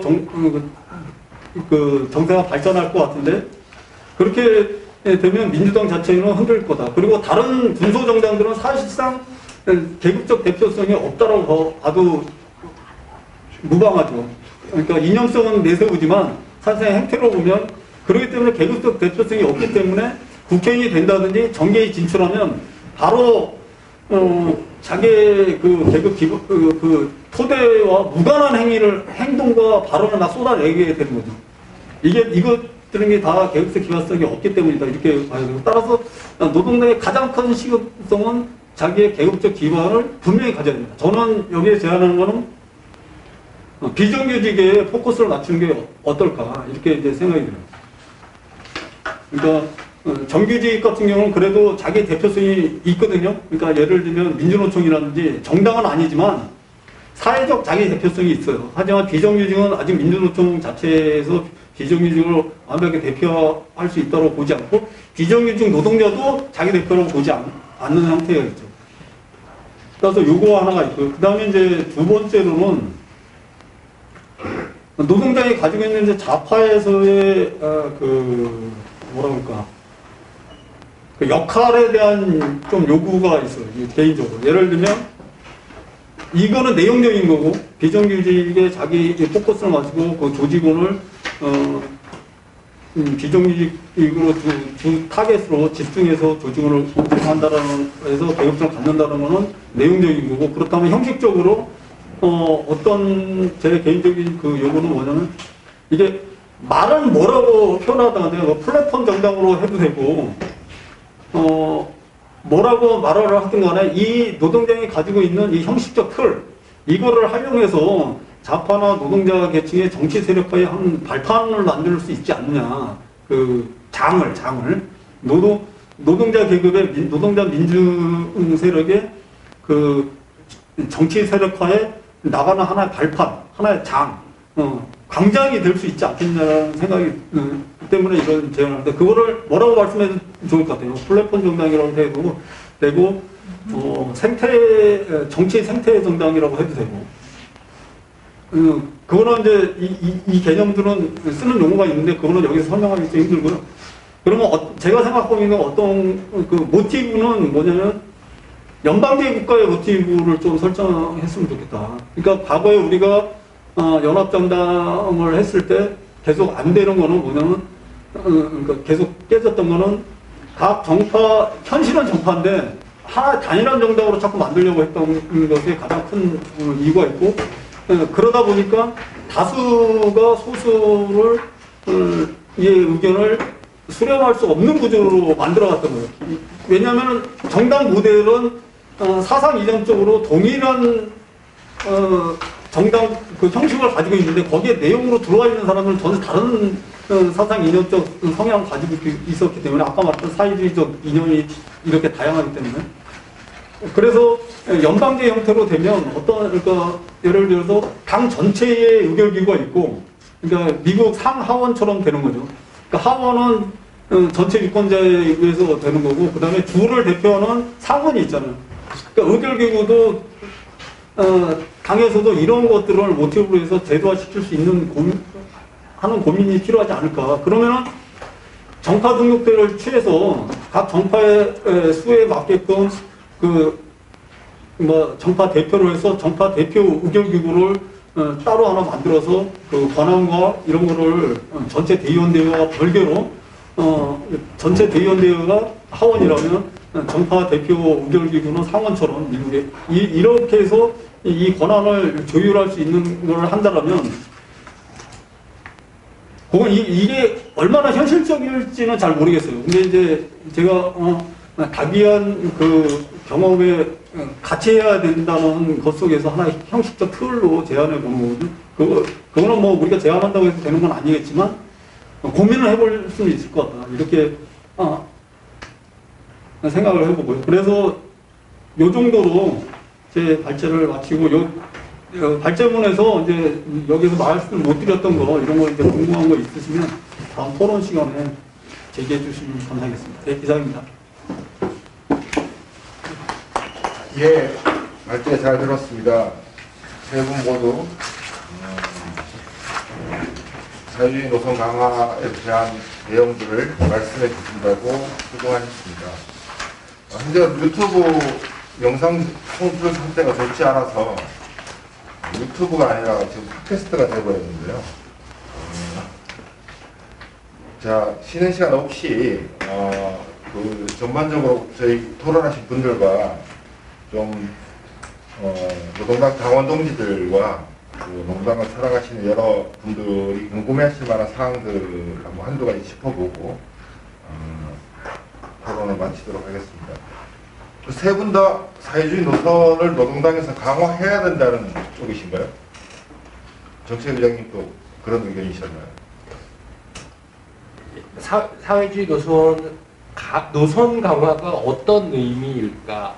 그러니까 조금만 좀 그 보충 설명을 들었으면, 그러니까 제가 여쭤봤던 거는 우리 강령에 나와 있던 거를 더 빠르게 추진하자는 건지, 그러니까 최후의 그 사회주의를 빨리 건설하자는 건지, 아니면 거기까지 가는 길에 우리가 지금까지 주장했던 과도적 요구들이 있지 않습니까?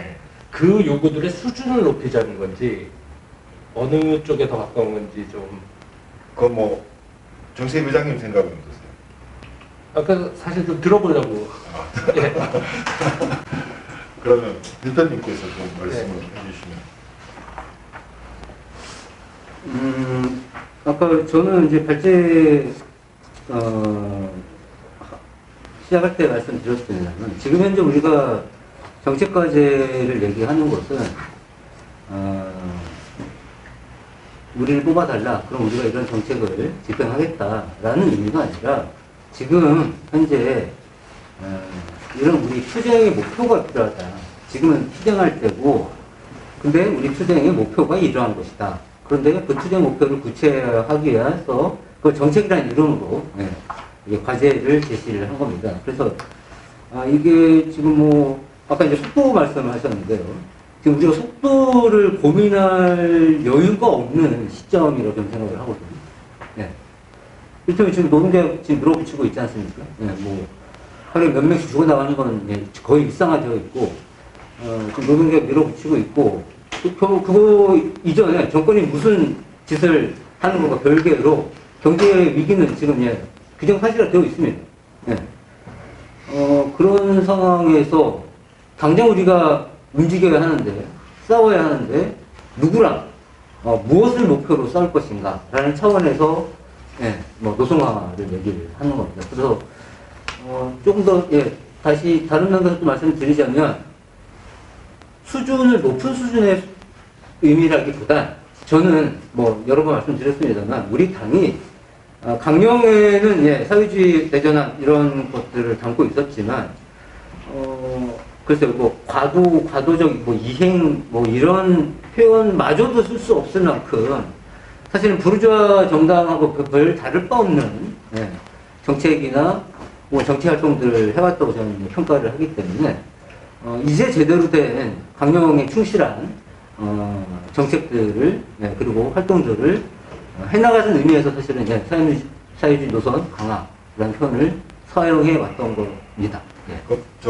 대표께서는 노동당이 앞으로 어쨌든 사회주의 노선을 강화하는 쪽으로 정책도 그렇고 행동도 그렇고 양식도 그렇고 그렇게 가져가자 이런 말씀이신 거죠? 예, 그렇죠. 그게 당이 그게 우리 당이 원래 정책의 이유였다고 생각을 하고 또 현재 그러지 않으면 당이 살아날 수도 없을 뿐더러 지금 현재 한국 사회 위기를 해결할 수도 없다고 저는 판단을 하고 있습니다. 그 유튜브 중계가 오르지 못하지만 저희가 지난번 1차 토론회 때 유튜브 중계 댓글로 질문해 주신 분들도 계시고 전략위원회 회의 때 또 나왔던 얘기들도 좀 있고 해서 제가 정리해서 질문들을 좀 해보도록 하겠습니다. 신재길 공적에 질문을 드리면 현재 국제사회에서 사회주의하고 민주주의가 올바르게 구현되고 있는 나라가 있나요? 러시아 사회주의입니까? 지금 그게 그러니까 왜냐하면 그런 모델이 우리에게 존재하는지에 대한 궁금증들이 좀 있었습니다. 그러니까 뭐 현실 사회주의 문제를 얘기를 하면 사실 좀 답답해지는데요. 왜냐하면 그거는 기준 문제 때문에 그래요. 그러니까 우리가 사회주의를 평가할 때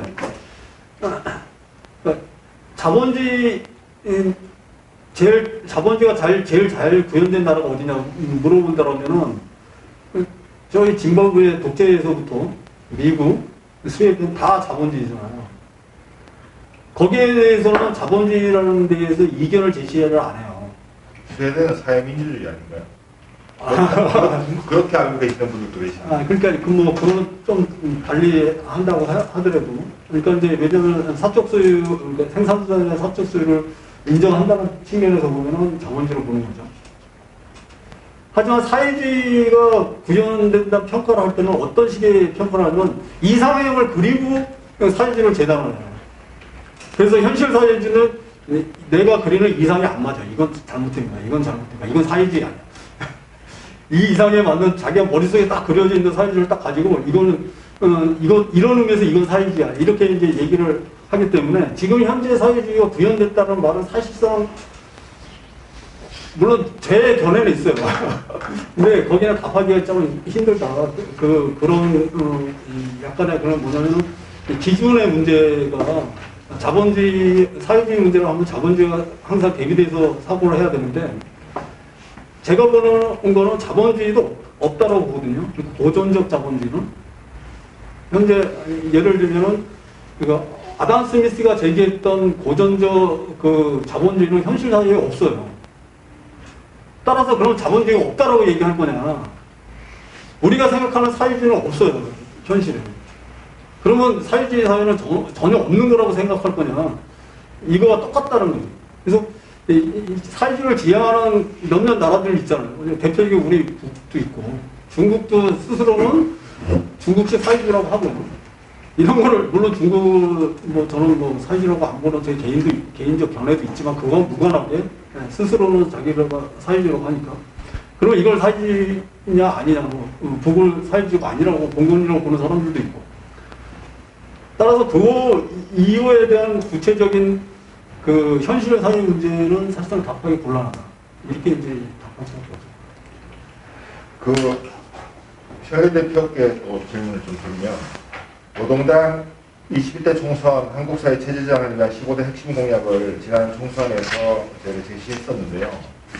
5대 공공무상 정책, 5대 불평등 세습 근절, 5대 사회 대전환 이 자체만으로 현재 한국 사회에서 상당히 급진적인 정책들로 채워져 있다고 보여지는데 계속 좀 비슷한 류의 질문들을 드리는 것 같지만 노동당이 지난 총선에서 비례대표와 지역선거에서 이렇다 성과를 내지 못한 상황에서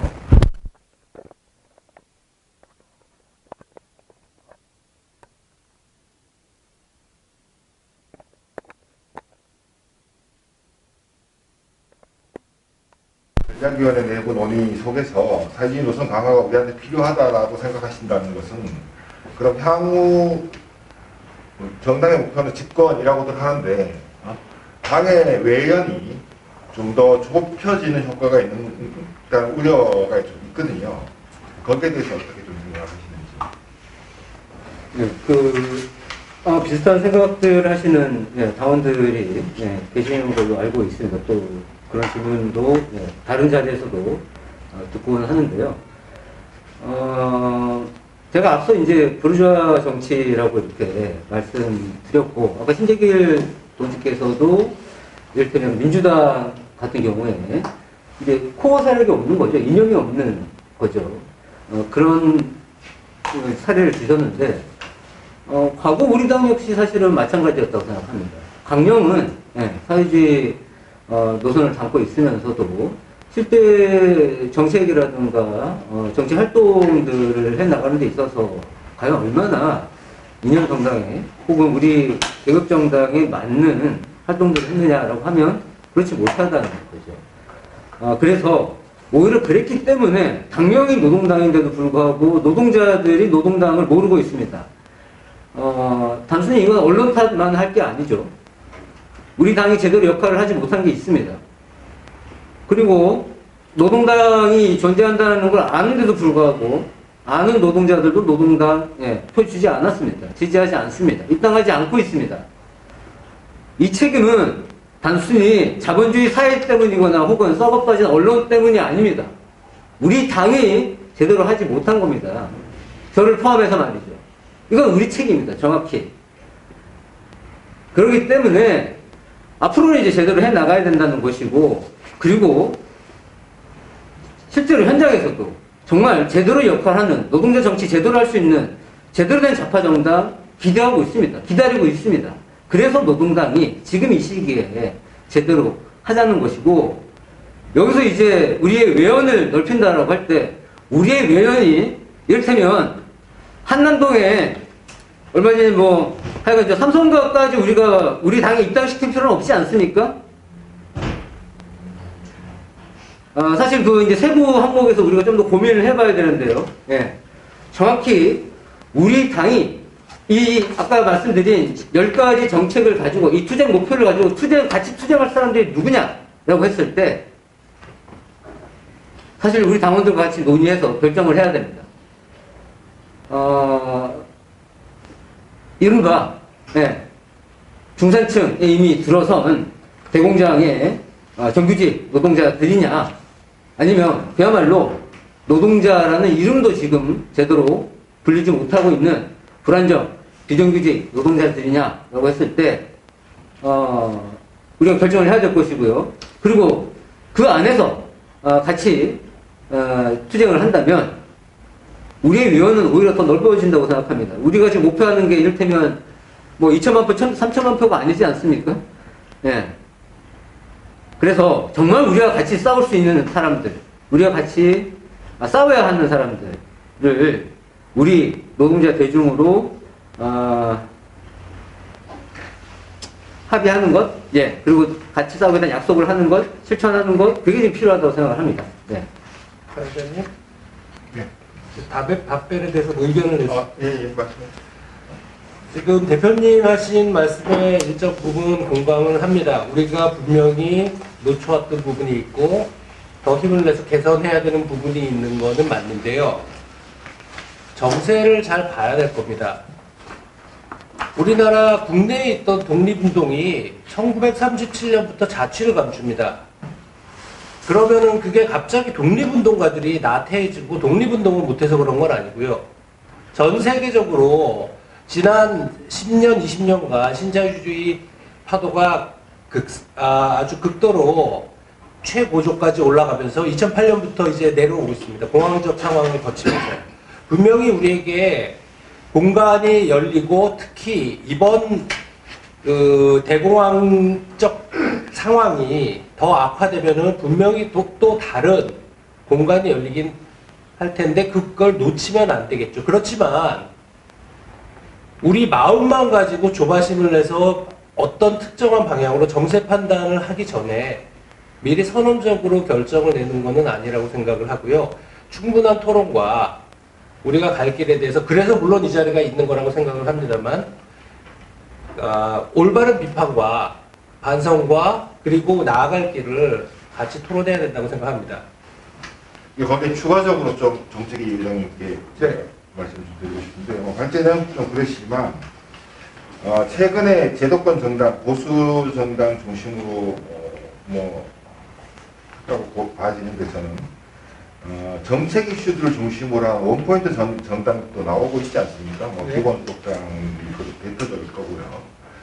그런 정당들이 많이 나오고 있고, 최근에 지구온난화 문제를 비롯한 기후 위기 문제들을 보면, 저거 지구를 구하는 당? 이런 것들이 나오는 거 아닌가 싶을 정도의 이슈들이 있는데, 사실은 사회주의니, 민주주의니, 자본주의니 하는 주의 이점들은 되게 포괄적이지 않습니까? 그래서 저희가 사실은 안 그래도 좀 급진적인 여러 가지 이제 소위 말하는 사회에서 이런 공약과 정책들을 갖고 있는데, 이걸 사회주의 노선을 강화하면 이 발제 아까 해주시면서도 얘기해 주신 되게 여러 가지 가치들이 있는데, 이 여러 가지 가치들은 우리 당에서 이게 혹시 되게 중요한 문제를 계속 가지고 오고 있지만, 무지개적 가치와 사회주의가 잘 연관될 수 있을까요?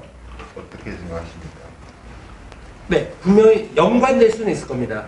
왜 그러냐면은 제가 스펙트럼 말씀을 드렸지만 한 사람이 최소한 이 7가지에서만 다른 영역은 제외하고 그래도 중층적으로 속해 있거든요. 모든 사람은 지금 이 자리에 계신 모든 분들, 그리고 유튜브를 보시는 당원들 똑같은 생태 위기를 겪고 있습니다. 아마 그 중에 절반은 안 되시더라도 많은 분들이 여성이실 거고요. 장애를 가지신 분들도 계실 거고, 그리고 장애 노동자이면서 여성인 분들도 있을 겁니다. 중층적으로 돼 있기 때문에 나의 어떤 한 사람의 삶의 모순을, 그리고 거기에 덮여지는 차별과 억압을 깨기 위해서는 결국은 여러 영역에서 최소한 우리 당령에 나와 있는 영역, 아니면 조금 더 많은 영역에서 똑같은 양과 질은 아니지만 지속적인 진보를 한꺼번에 이뤄나가야 된다고 생각합니다. 예, 이제 화면이 다시 들어오기 시작했네요. 토론 막바지에 이제 다시 들어오기 시작했고, 신대기 동지 정치부터 이렇게 좀 보충 설명하실 내용들이 좀 있으면 좀 토론해 주시면 좋겠습니다. 뭐 보충보다 좀 강조하는 의미를 제기하고 싶은데, 그러니까 지금 이제 정책위원장님 말씀도 잘 듣고 저기했지만, 이제 여기서 이제 선택하고 집중을 해야 된다는 게 모토였잖아요. 그러니까 다시 말하면은 이건 좀 외람된 말씀일 수 있을 것 같기도 한데, 생태에서부터 해서 소수운동까지 다 연결돼 있다고 하고, 그 다음에 이제 10대 강령, 물론 이게 필요 없다는 거 아니에요. 이거 정책이나 선거에도 다 필요하고 해야 되지만, 이 중에서 키포인트를 하나 잡아서 집중해야 된다. 이걸 다 할 수 없다는 거죠. 노동자의 역량이나, 하물며 한국 전체 운동을 쏟아도 이 중에 하나를 제대로 할 수 있을까 말한데, 그렇게 다 나열을 해서 그걸 한꺼번에 하자라는 거는 사실상 제가 듣기에는 뭐냐면 아무것도 안 하겠다는 의미처럼 들려요. 그러니까 그거는 그러니까 말이나 좋은데 예를 들면 예를 들면 이제 미국 민주당이 어떻게 동북부 노동자 계층으로부터 소외되어 왔느냐를 보면 그 측이 트럼프로 가는데 이들은 신자유주의에서 가장 크게 피해를 본 계층이거든요. 다시 말하면 미국의 제조업이 동남아시아로 넘어오면서 그 제조업에 취직해 있던 대기업 노동자들이 해고가 되고 삶이 나라고 떨어지는 사람들이에요. 그래서 마약과 약에 찌들어서 다시 그 지역에 요번에 트럼프가 공장을 다시 가서 지어가지고 취직하라고 그러니까 약물 검사를 다 하잖아요. 그러니까 70%가 약물 검사에 통과를 못하는 기준으로 돼 있는 거예요. 이런 분노가 트럼프로 간 거거든요. 근데 민주당은 어떻게 했냐면 거기에다가 인종차별, 평화, 민주주의, 인권을 제기했던 거예요. 이들 앞에.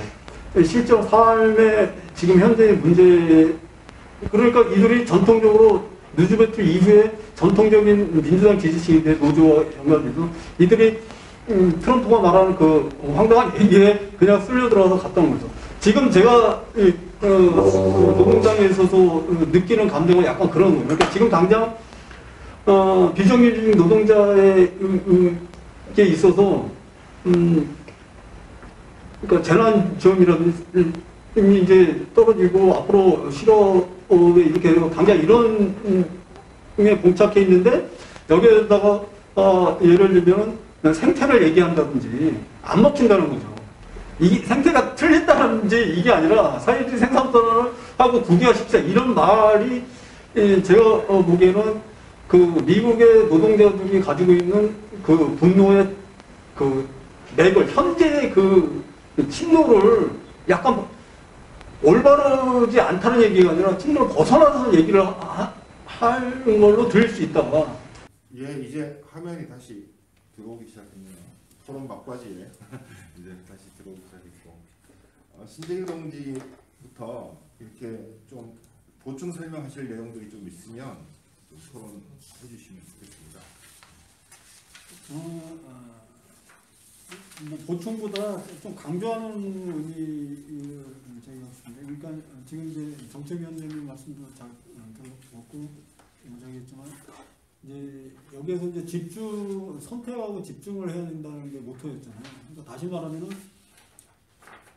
이건 좀 외람된 말씀일 수 있을 것 같기도 한데 생태에서부터 해서 소수운동까지 다 연결돼 있다라고 하고 그 다음에 이제 10대 강령 물론 이게 필요 없다는 거 아니에요. 정책이나 선거일 때 다 필요하고 해야 되지만 이 중에서 키포인트를 하나 잡아서 집중해야 된다. 이걸 다 할 수 없다는 거죠. 노동자의 역량이나 하물며 한국 전체 운동을 쏟아도 이 중에 하나를 제대로 할 수 있을까 말까인데 그렇게 다 나열해서 그걸 한꺼번에 하자라는 것은 사실상 제가 듣기에는 뭐냐면 아무것도 안 하겠다는 의미처럼 들려요. 그러니까 그거는 그러니까 말이나 좋은데 예를 들면 이제 미국 민주당이 어떻게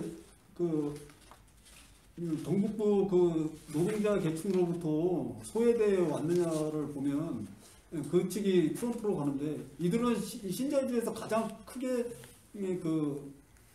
뭐랄까 피해를 본 계층이거든요. 다시 말하면 미국의 제조업이 동남아시아로 넘어오면서 그 제조업에 취직해 있던 백인 노동자들이 해고가 되고 삶이 나락으로 떨어진 사람들이에요. 그래서 마약과 약에 찌들어서 다시 그 지역에 요번에 트럼프가 공장을 다시 가서 지어가지고 취직하라고 그러니까 약물 검사를 다 하잖아요. 그러니까 70%가 약물 검사에 통과를 못하는 지절로 돼 있는 거예요. 이런 분노가 트럼프로 간 거거든요. 근데 민주당은 어떻게 했냐면 거기에다가 인종차별, 평화, 그러니까 민주주의, 인권을 제기했던 거예요. 이들한테.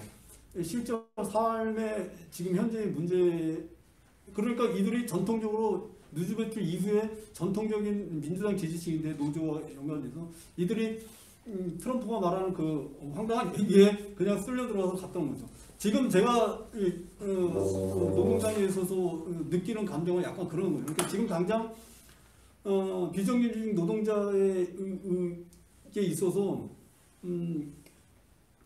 그러니까 재난지원이라든지 이제 떨어지고 앞으로 실업에 이렇게 되고 당장 이런 게 봉착해 있는데 여기에다가 예를 들면은 생태를 얘기한다든지 안 먹힌다는 거죠.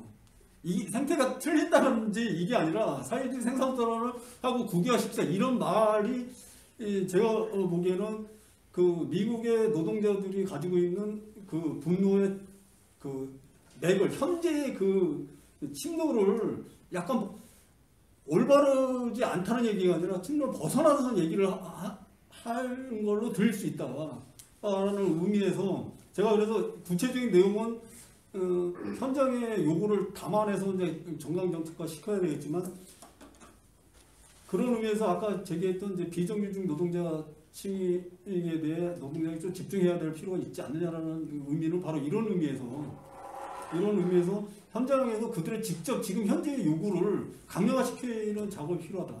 그러니까 어떤 이념을 가지고 이 이념을 현실에 수용하자. 이렇게 이게 아니라 현실에 지금 당장의 문제를 강력화시켜서 이거를 우리가 대신해 줄 게가 아니라 너 스스로 해야 된다.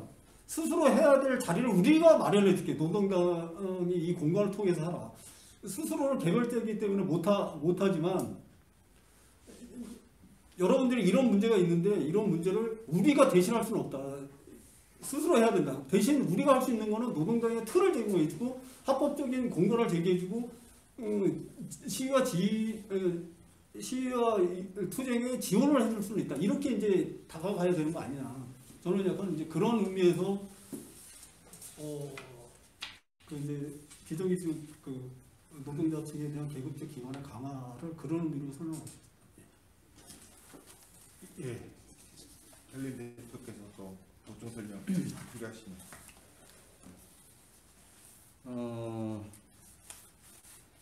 예, 일단은 저는 뭐 아까 저기 사회자께서 이제 뭐 원포인트 정당 뭐 얘기도 하셨고 해서 일단 전략 없이 이 직접적으로 그때그때 움직이는 것에 저는 위험성을 굉장히 많이 겪어왔습니다. 우리 당이 사실 그렇게 해왔습니다. 대표적인 선거들 대응들이 늘 그랬죠. 그리고 늘 예, 당연히 불안정 비정규직 노동자 곁에 있겠다고 그랬고 실제로 현장에도 열심히 연대했습니다. 투쟁 현장에 연대했고 그런데도 결국에는 우리 당의 지지 기반이 계속 약해져 왔거든요. 그거 왜이냐는 거죠. 뭐 여러 가지 이유가 있습니다만 이를테면 지금 특정 이제 제2정당이 이른바 진보정당의 역할 혼자 좀 다 독차지하고 있죠. 목소리를 다 차지하고 있는 상태인데 그 과정에서 우리 당은 실제 현장을 계속 지키고 있음에도 불구하고 예, 현장으로부터 또 예, 배제됐습니다. 그런데 그 중에 이유 중에 전 굉장히 중요한 이유 중 하나는 전략이 없었기 때문이라고 저는 생각을 합니다. 그리고 장기간에 걸친 실천이 없었기 때문이라고 생각을 합니다. 예컨대 그런데 장기간의 전망, 전략 세우고 그거 가지고 그 차원에서 얼마든지 현장의 요구 만날 수 있다고 생각합니다. 그래야 그게 대중 투수가 아닌 우리 당의 노선에 입각한 우리들의 투쟁이 될 수 있다고 생각합니다. 아까 이제 노동자 민주주의도 얘기했지만 절대 우리가 대리 정치를 해서는 안 된다고 생각을 합니다. 그건 그 순간 현장 노동자들 우리가 대상화하는 것이고 도구화하는 거라고 생각을 합니다. 그러니까 우리는 우리대로의 노선, 정책을 제안하고 그리고 그냥 현장에서 협의점을 만들어 가고 그래서 같이 투쟁을 하고 연대를 하고 그렇게 해나가는 것이 바른 길이 아닌가 저는 생각을 하고 구체적으로 예컨대 지금 현재 뭐 대우조선이라든가 혹은 저 이스타항공 같은 경우에 사실 국유화 얘기가 나오고 있죠. 예. 그런데 정작 그러면 대우조선이나 이스타항공의 항공사 그 항공의 조합원들이 원하는 것이 국유화냐라고 물어보면 아마 대답은 10중 8군 노입니다. 현장의 조합원들이 원하는 것은 국유화 같은 수상적인 수준의 것이 아니라 혹은 뭐 기준적이라고 할 수도 있겠습니다만 그런 수준의 것이 아니라 일단 그냥 고용보장일 수 있는 겁니다. 자 그런데 우리가 국유화라고 하는 생산수와 사회화라고 하는 먼 중장기 전략 속에서 이 상황을 봤을 때 과거와 그리고 미래의 상황까지 정세까지 판단했을 때 국유화 없이는 노동자 통제하는 자주관리 형태 아니고서는 현장 조합원이 원하는 고용보장이 불가합니다. 여태까지 실패해왔고 그렇기 때문에 단순히 이런 문제에서 아마 이건 신재길 동지도 동의하시라고 생각하는데 단순히 현장에서 일단 요구 우리는 고용보장을 원한다 라고 하는 것에 그냥 그 수준에서 우리가 결합할 것이 아니라 우리는 우리 차원의 우리 노선에 입각한 우리의 정책, 우리의 투쟁 목표를 솔직하게 얘기하고 설득해 나가는 과정 또 이게 진정한 정치이제 연대의 방법이 아닌가 저는 생각을 합니다. 예. 그 촛불 국면 이후에 들어서 문재인 정부의 요즘 여러 행동들을 보면 정말 뭐 한숨을 나고 분노를 표하게 하는데요. 뭐 대한항공의 아시아나는 그냥 던져주면서 무고한 우리 노동자들을 거리로 내몰고 있는 상황은 여전히 변하지 않고 있는 것 같습니다. 정세희 의장님도 보충 설명 좀 부탁드립니다.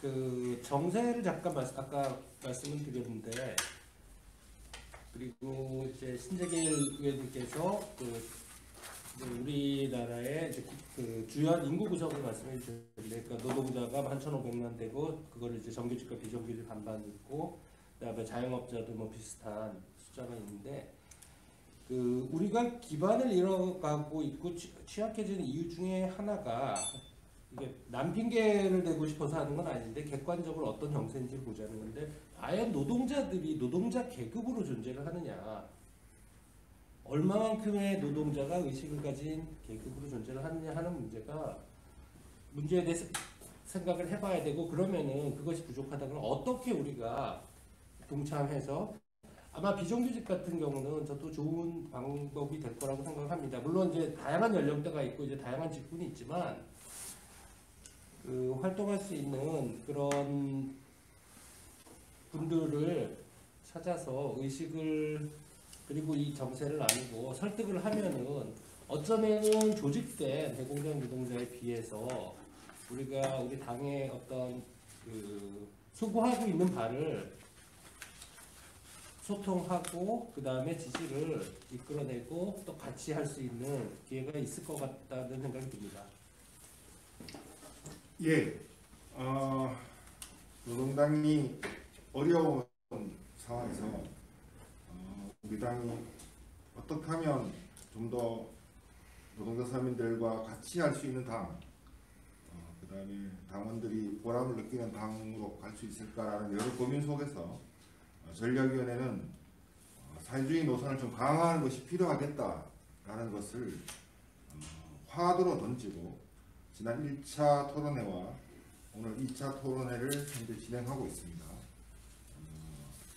사회주의 노선을 강화하는 문제는 당원 동지 여러분과 그 주변이 같이 공감하면 여러 가지 실천적인 행동, 그러니까 뭐 실천적인 대응들이 필요한 부분이기 때문에 쉽게 결성할 수는 없지만 그래도 이 코로나 국면에서 어렵지만 토론들을 계속 이어나가면서 마음들을 모아가는 과정을 밟아가도록 하겠습니다. 전략위원회는 사회주의 노선 강화라는 부분과 그 다음에 노동당 내의 당조직 강화라는 두 가지 주제를 가지고 계속 토론하고 있고 토론이 진행되는 바를 대내적으로 계속 공개해 나가도록 하겠습니다. 전반적으로 오늘 2차 토론에 1시간 반가량 휴식시간 없이 진행되고 있는데요. 혹시 여기 플로어에 계신 분들 질문이 없으시면 이대로 토론을 좀 마감하고자 하는데 혹시 질문들이 있으십니까? 네. 여기 요즘 오늘 코로나가 요새 매우 좀 상황이 안 좋은데 많은 분들이 현장에서 같이 하고 계시지 못하지만 진지하게 1시간 반 동안 들어주셔서 같이 해주셔서 감사하고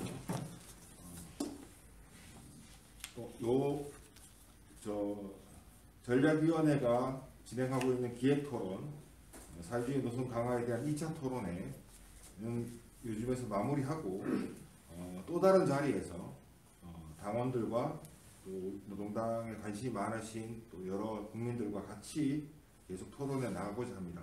그래서 조만간 이 부분을 확정하고 노동당이 재도약할 수 있는 키트를 좀 마련해 보고자 합니다. 장시간 시청해 주시고 들어주신 여러분들께 감사의 말씀을 전합니다. 감사합니다. 이상 토론회 마치겠습니다.